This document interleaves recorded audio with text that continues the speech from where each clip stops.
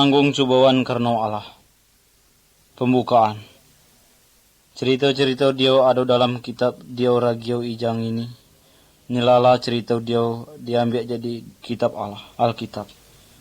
Cerita ini cerita ka jema-jema besar dia mengasoka ditulung Allah waktu dia ngalami kesulitan. Dengarlah, bukalah gambar seterusau, amun adik sanak lan dengar musik. Gambar 1. Naaman datangi rumah Elisa. 2 Raja-Raja 5 ayat 1-12. Elisa adalah seorang nabi besar di Israel. Ada sehari, seorang jemo dia bernama Naaman datang ke rumah. Dia tu adalah seorang jemo gagah berani lagi pulau berkuasa. Hanya tu bidapan jahat kenal kusta. Dia datang ke Israel karena dia dengar bangsa Elisa pacak meradui idapannya tu.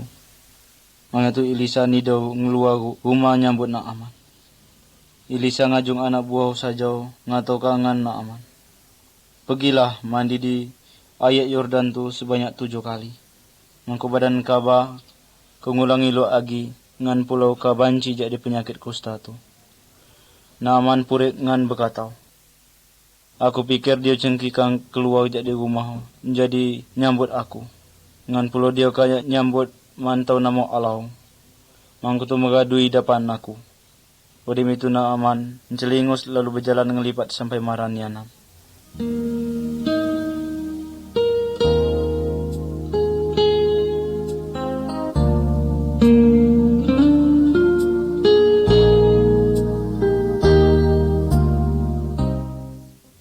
Gambar 2. Naaman di dalam ayat. 2 Raja-Raja 5 ayat 13-19. Pegawai-pegawai Naaman tu minta nianan ngan Naaman mangku dia nido purik agi. Ngan pulau nido naan kargau diriau jema besar tu. Orang itu muji Naaman mangku ndak nuruti perintah Elisa jema gimudau tu. Mangku tu Naaman turun ke air Yordan lalu mandi berkurut sebanyak 7 kali. Kina ila gambar tu.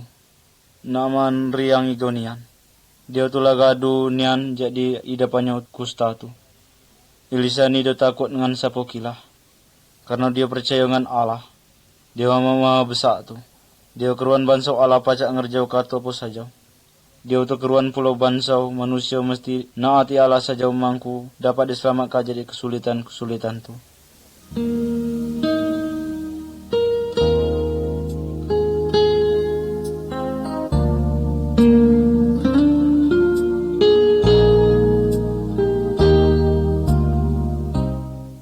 Gambar 3.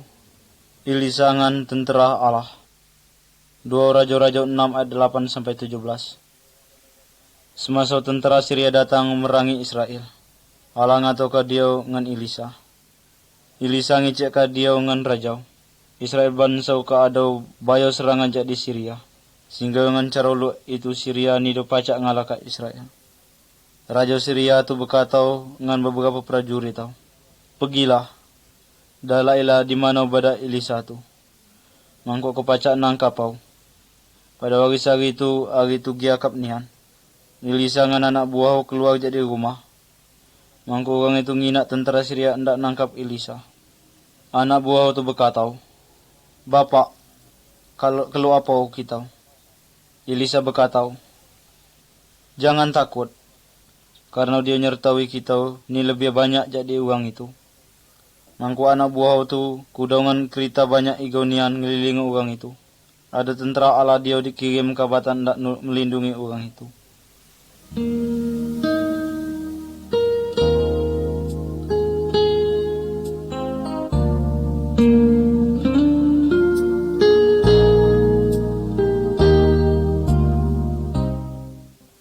Gambar 4. Elisa ngan tentera-tentera dia butau.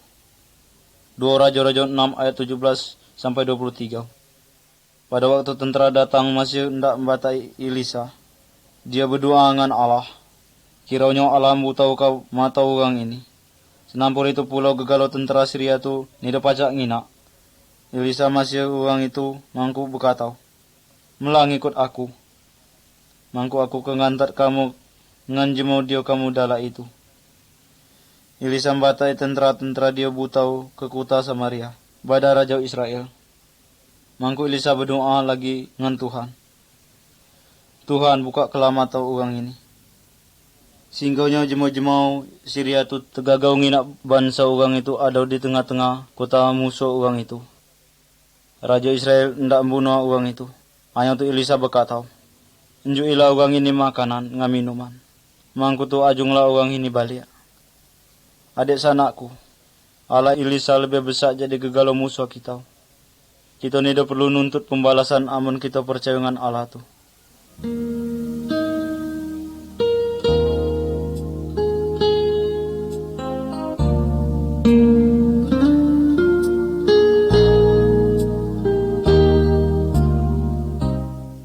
Gambar 5. Pengepungan kota Samaria.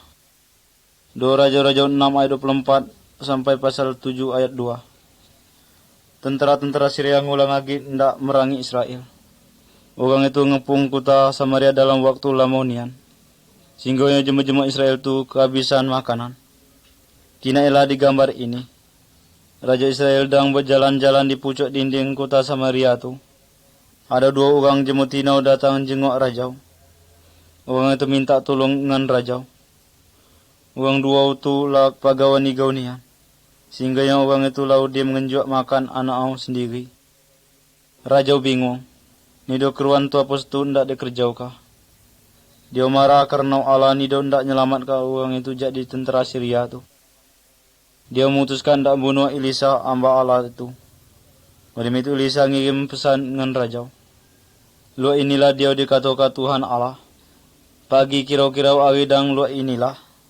Tepungan jelai dijual dengan regau dia paling murah di muka 2 gau Samaria.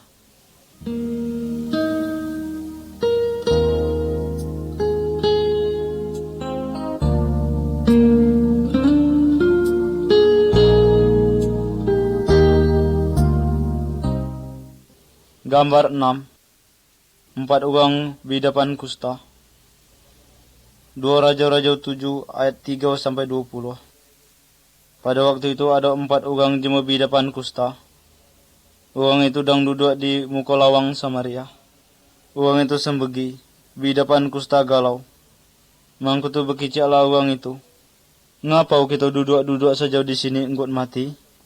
Malah kita pergi kepada tentara Syria tu. Penaruh itu pulau dengar setu ribut. Luak muni pasukan tentera mendatangi orang itu. Orang itu penakut igonian sehingga orang itu berlari galau tinggal hendak melepaskan nyawa saja bagi. Barang-barang ngau nido dia dibatai tertinggal galau.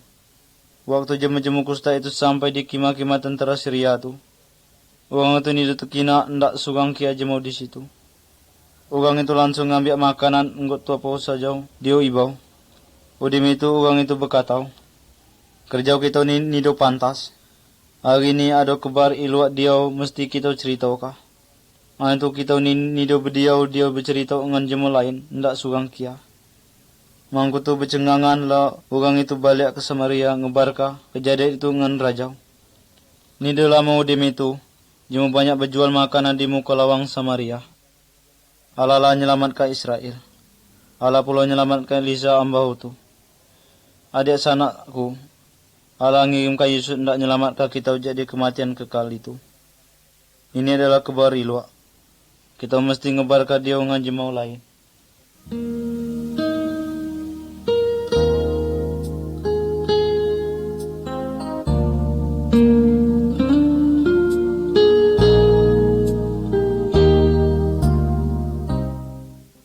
Gambar 7. Yunus melarikan diri jadi Allah. Yunus 1 ayat 1 sampai 7. Ilisa lala mau mati. Ada nabi lain di Israel namanya Yunus. Allah berkata dengan Yunus, "Pergilah ke Niniwe, kota dia besar tu. Temuilah orang itu." Yunus ni dia hendak pergi ke situ, karena jemaah di situ adalah musuh Israel. Karena itu Yunus mencuba pergi kepada lain hendak melarikan diri. Dia boleh sebuah kapal dia belayar ke negeri Jawa. Dia membayari ongkos perjalanan tu. Udim itu mangku kapal tu belayar. Hanya tu lama di perjalanan tu datanglah angin nyaru. igau ka degas sau di laut. Jema-jema di kapal tu berkatau galau. Orang itu berkatau, malah kita bercunding. Mangko ngeruan ni karena sapo angin nyagu ini terjadi. Mangko tu orang itu bercunding. Dalam cundingan tu kenaulah Yunus. Mangko tu orang itu mutus ke bansu Yunus lah dia bersalah.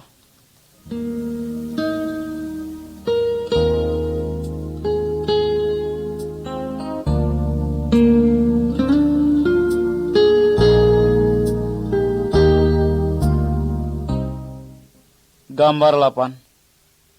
Yunus dengan ikan-ikan besar.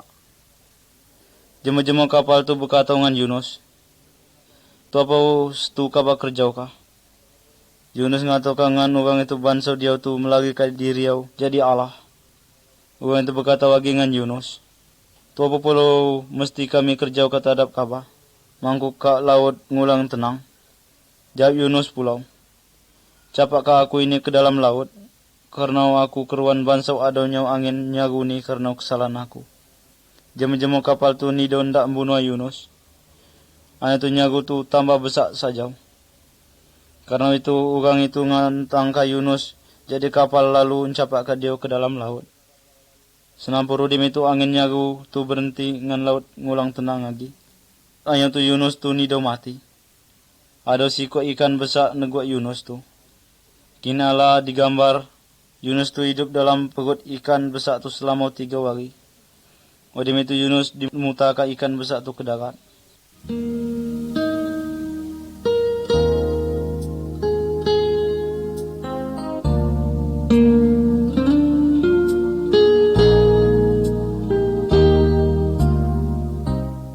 Gambar 9. Yunus di Niniwe. Yunus 3 ayat 1 sampai 10. Allah berkata lagi dengan Yunus, pergilah ke Niniwe, mangku tu kebar kelak ngan orang di situ. Firman dialah aku kicak kangen ka batu. Yunus nati Allah lalu pergi ke Niniwe. Dia ngingat ka jema-jema di situ ngan pulau ngataukah. Dalam 40 hari agi Niniwe ke dihancurkah. Raja ngan gegalau jema di situ berpekian sampai nangis minta tolongan Allah. Mangku orang itu diselamatkan. Orang disuruh bertobat jadi carau dia jahat tu. Karena itulah Allah mutus ke bangsa ini do kelasung hendak membinasakan orang itu. Adik sanakku, gegalau kita semegi dengan Yunus, 40 jema Niniwe itu. Gegalau kita ni do berdiau dia nak hati Allah. Kita ni ngerjau ke kerjau dia di mata Allah jahat. Kita ni pantas menerima hukuman. Hanya tu Allah tu sayang nian dengan kita tu. Dia lah ngigim ka Yesus ndak ngingat ka kita. Mangku kita mandak jadi ngerjau ka setu jahat. Yesus lah mati nyelamat ka kita. Dia ada dalam kubur 3 hari. Sama lu Yunus dalam busung ikan besar tu selama 3 hari. Udah itu Yesus ngulang hidup lagi. Mbak ini dia pacak ngenjuk ka hidup kekal. Tungan gegalau jemau dia percaya. Dia mandak berbuat dosa ngerjau ka setu jahat lalu ngikut jalan dia.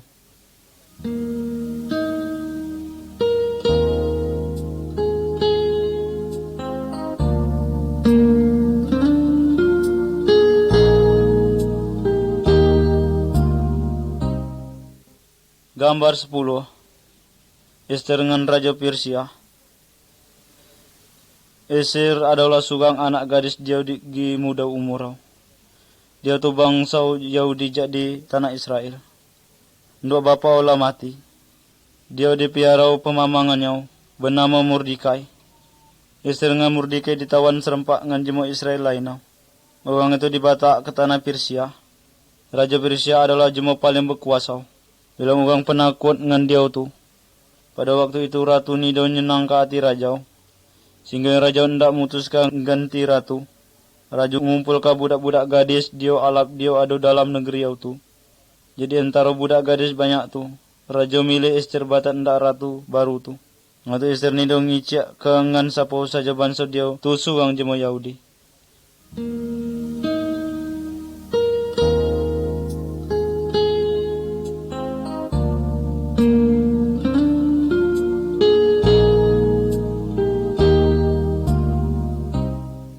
Gambar 11. Mordekai ini daun ndak sujud nyembah. Aman adalah suang jemu penting di Persia tu. Amun dia lalu, jemu-jemu dia dilaluinya tu mesti sujud nyembah dia. Mordekai cuma ndak nyembah satu-satu Allah dia benar. Jadi itu dia nido ndak sujud nyembah Aman. Aman purik igonian. Dia memutuskan ndak membalas dendam dengan Mordekai. Pada saat itu Aman berkata dengan rajau. Jema-jema Yahudi itu nido ndak nurut peraturan-peraturan rajau. Rajau mesti ngeluar ke perintah ndak binasau ke orang itu. Aman ngenjuk ke tancingan rajau mangku rajau ndak ngabul ke permintaannya itu. Aman ngecek angan jema-jema di situ bansau pada waktu hari diaulah ditentukan. Orang itu mesti membunuh gegalo jema Yahudi. Aman sendirilah membuat tiang gantungan batan ndak gantungan Mordekai. Mordekai ngajung Ester ngadap rajau mangku pacak membela bangsa Yahudi. Bansau Ester sendiri. Ester berkata, amun jema ngadap rajau dia nido dipanggil rajau pasti dihukum mati. Mangku Ester minta jema-jema Yahudi doa ke dia. Ester berkata, aku kengadap rajau, amun aku terpaksa mati, biarlah aku mati.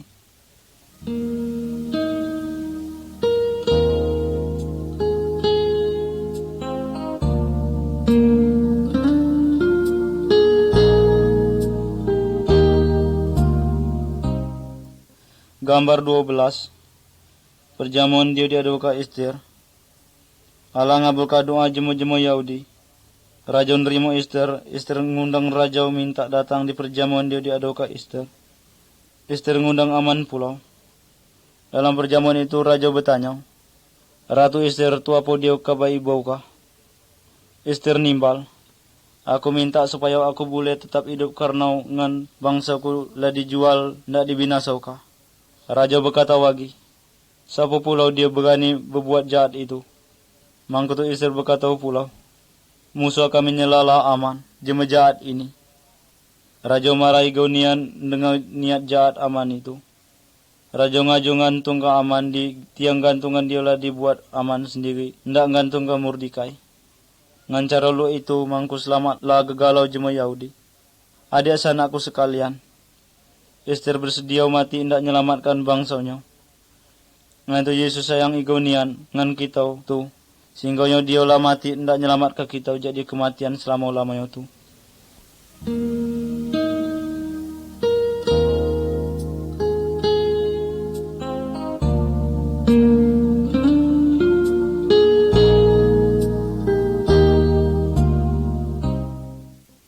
Gambar 13. Daniel ngan kancau-kancaunya. Daniel 1 ayat 1 sampai 16. Gambar ini ngancak ke Daniel dengan 3 orang kancaunya. Orang ini adalah jema-jema Yahudi. Orang dibatai musuh-musuh ke negeri Babel. Raja Babel ibu dengan orang ini batan ndak melayani raja. Mangkutu orang ini mesti belajar bahasa ngapulo kebiasaan di Babel. Daniel dengan kancau-kancaunya tu nido ndak makan makanan dia disediau ke raja. Setu mewah-mewah tu. Karena itu berlawanan dengan kebiasaan jema Yahudi. Orang itu keruan, masih berpegang dengan hukum Allah saja. Mangkutu orang itu cuman minta sayuran, batan gulai makan dengan ayak biasa batan ndak minuman. Mulai pegawai dia ngurusi orang itu takut kalau orang itu menjadi kurus dengan pulau bidapan. Nah itu dicoba 10 hari. Orang itu jadi lebih sehat, dengan pulau lebih cerdas, jadi gegalau anak muda dia ada di negeri itu.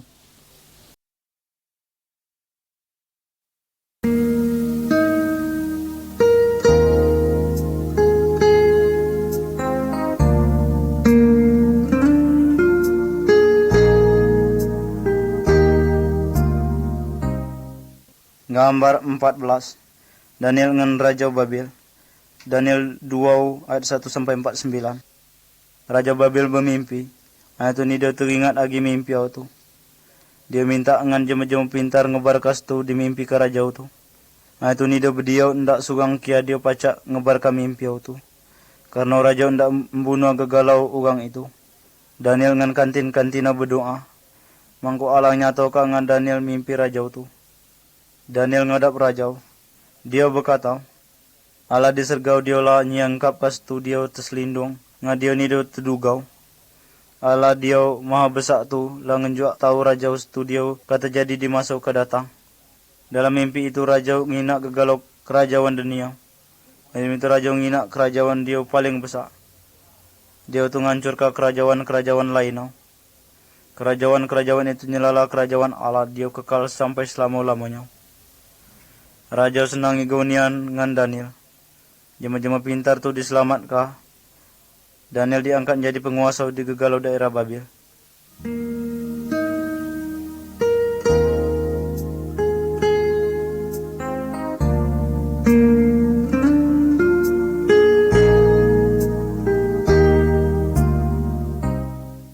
Gambar 15.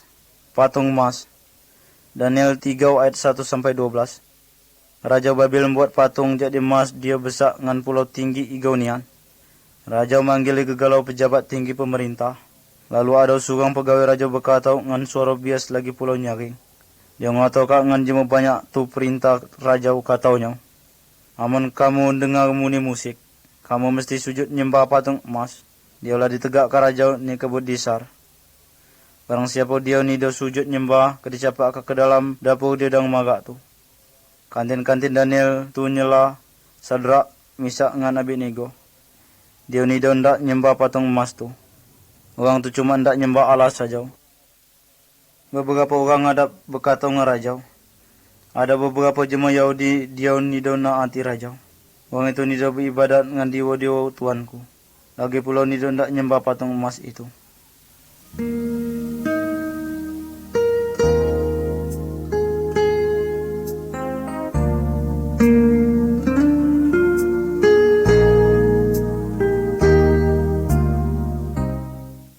Gambar 16. Dapur dia dong magak. Daniel 3 ayat 13 sampai 30. Raja ngajung Sadrak, Misak ngan Abednego datang ngadap raja. Kata orang itu, amun kami ni do nyembah patung emas itu, kamu kedicapak ke dalam dapur dia dang magak tu. Diwau mana dia pacak ke melepas ke kamu. Mangku orang itu menjawab, Allah dia kami sembah sanggup melepas ke kami. Hanya tu seandainya dia nido melepas ke kami. Kami nido kenyembah patung emas itu. Mangku tu Sadrak, Misak ngan Abednego dicapak ke dalam dapur dia udang magak tu. Hanya tu lum lama udim itu raja tu pekiak. Kina, aku ngina 4 orang berjalan di tengah-tengah api itu. Dia surang tu lu anak diwau anak Allah. Waktu orang 3 itu dikeluarkan jadi dalam api itu. Orang itu nido mutung ndak dikit kia. Raja berkata, Allah kapa Sadrak, Misak ngan Abednego ni. Langutus malaikat tau ndak melepas ke hamba-hamba hau. Ni dia beliau Allah lain dia pacak nyelamatkan dengan cara lu itu.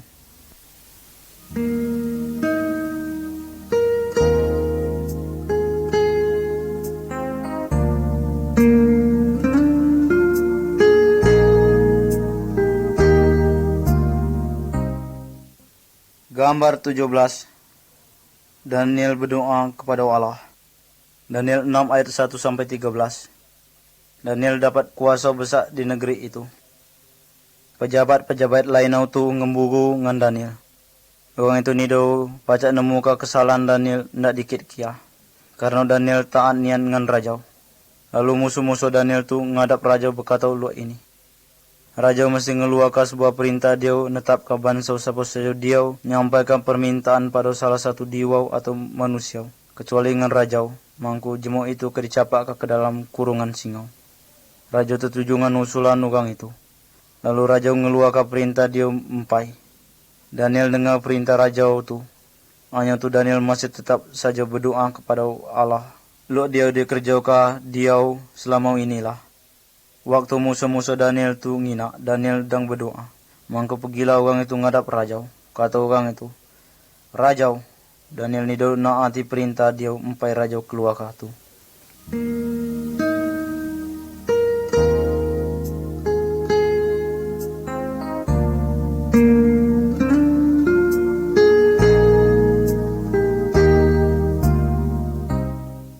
Gambar 18. Daniel dalam gua singau. Daniel 6 ayat 14 sampai 24. Raja Nido riang amun Daniel tu mati dalam gua singau tu. Hanya tu Raja Nido pacak agi ngubau kuman dia empai itu. Karena itu Daniel dicapak ke kepugan singau lapar tu. Pagi hari tu gimasi akap nian Raja lah bergancangan pergi ke gua kurungan singau tu. lalu mantau Daniel. Hoi Daniel, apakah Allah pacak melepaskah kabajak di singau-singau tu? Daniel menjawab, Au rajau, Allah ku lah ngutus malaikat tau, ngan diaulah nutup ka mulut singau banyak ni. Raja riang igonian, Daniel dikeluarkan jadi dalam kurungan singau tu, sesuai dengan perintah rajau. Musuh-musuh Daniel tu dicapak ke dalam kurungan singau tu. Singau-singau tu langsung saja ngerengkam ngan cagiak-cagiak ka orang itu. Adik sanakku, kita tidak perlu takut dengan tu apa saja dia dapat dikerjau ke jemaah lain terhadap kita. Membuat jemaah tu kembunuh kita. Kita masih ada agapan. Karena Yesus datang jadi Allah, hendak ngenjuak ka ngan kita hidup empai nanti kita lau dia mati.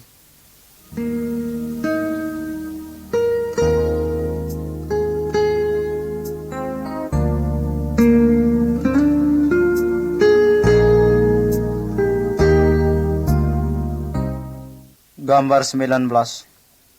Nehemia di hadapan Raja Besar. Nehemia adalah seorang jemaah Yahudi, dia percaya dengan Allah. Dia tu hidup di Babel masa Udim Daniel lah mati di Babel. Yerusalem kota nenek puyang orang itu, mbak inilah hancur. Jemaah Yahudi dia masih ada lah pegawai Raja Besar dia dang berkuasa di Babel. Pada hari itu waktu dia dang nyedia ke anggur batan minuman raja. Raja berkata dengan Nehemia, ngapa mukau kabatu luak dang bersedingan? Nehemia ngicak nga rajau. Keadaan kota Yerusalem mbak kini. Ngantu apa dia dialami jemaah Yahudi di situ. Lalu raja berkata pulau. Jadi itu apa kekendaan kabah. Nehemia berdoa dalam hati pada Allah. Mangko tu dia berkata pulau nga rajau. Ajunglah aku ke kota nenek puyangku. Mangko aku pacak ngulang bangun ka dia lagi. Allah jawab doa Nehemia, raja ngabulkan permintaan dia tu.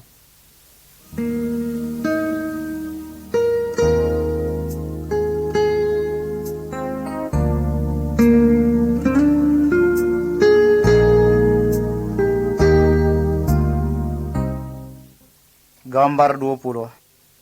Nehemia nyelidiki kota dia lah runtuh tu. Nehemia 2 ayat 8 sampai 20. Raja ngenjui bahan batan bangunan ngan Nehemia, ngan pulau jemaah-jemaah batan ndak nulung dia. Orang tu berjalan sepenuh hati ke Yerusalem. Musuh-musuh jemaah Yahudi dengar cerita bangsa Nehemia lah bekerja. Orang itu marah. Dia tu nidau ibau Amon, ada jemaah ndak nulung jemaah Yahudi itu. Ngan itu Nehemia nidau penakut menghadapi orang itu. Nehemia ndak nyelidiki Yerusalem. Dia berjalan ngelilingi dinding kota dia lah rubah tu. Dia berjalan pada malam hari, singgahnya nido berdiau jemaah keruan topos tu dikerjakan Nehemia tu. Pagi hari tu Nehemia nunggal ka jemaah Yahudi. Lalu berkata, malah kita ngulang bangun ka dinding kota Yerusalem ini lagi.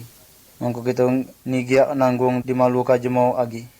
Dia ngiciak ngan orang itu bangsa Allah nyertawi dia. Orang itu nido ndak penakut igau ngan musuh-musuh orang itu. Karena itu jemaah Yahudi itu tertuju hendak bekerja bersama-sama dengan Nehemia.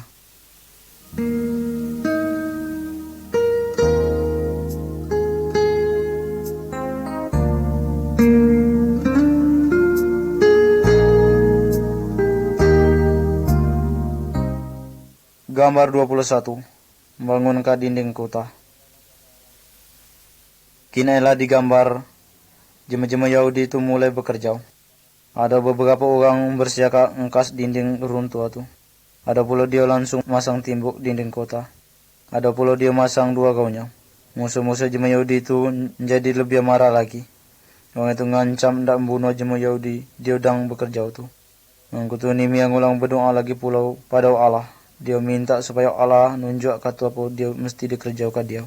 Pada itu dia nepiak ka jemaah, dia bersenjata buat dinding kota tu batan ndak menjaga jemaah dia bekerja. Bilang orang batak senjata ngan siap bersedia berperang.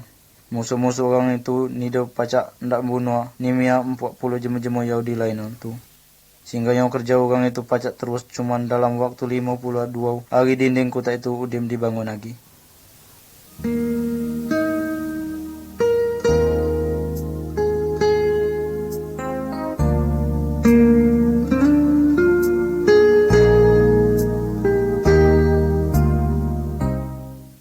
Gambar 22. Ester membacauka kitab hukum.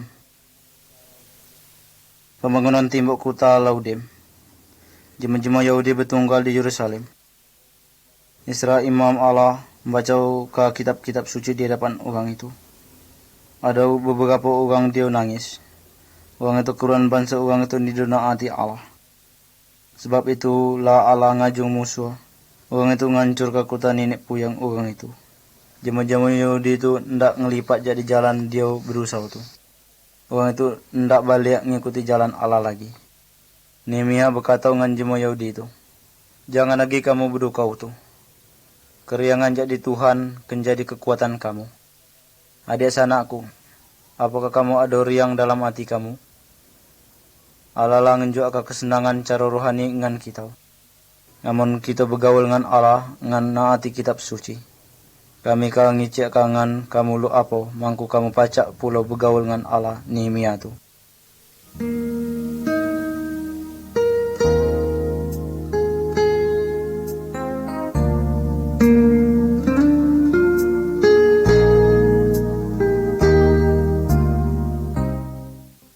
Gambar 23.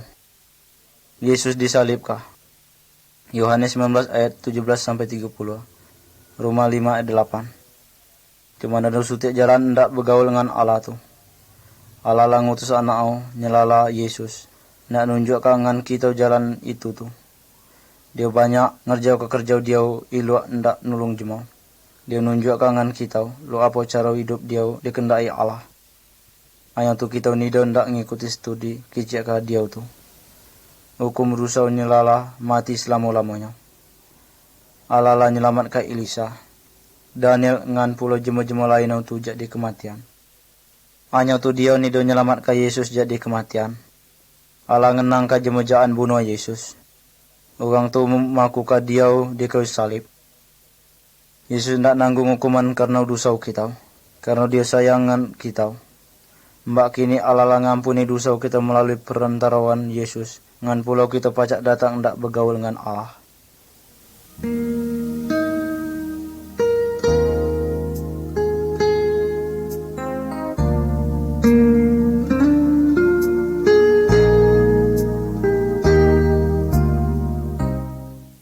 Gambar 24. Yesus nunjuk ke jalan kenuju hidup. Matius 7 ayat 13. Yohanes 14 ayat 6. Adik sanakku, hidup ni adalah luak perjalanan dia dan nuju ke arah ke maut.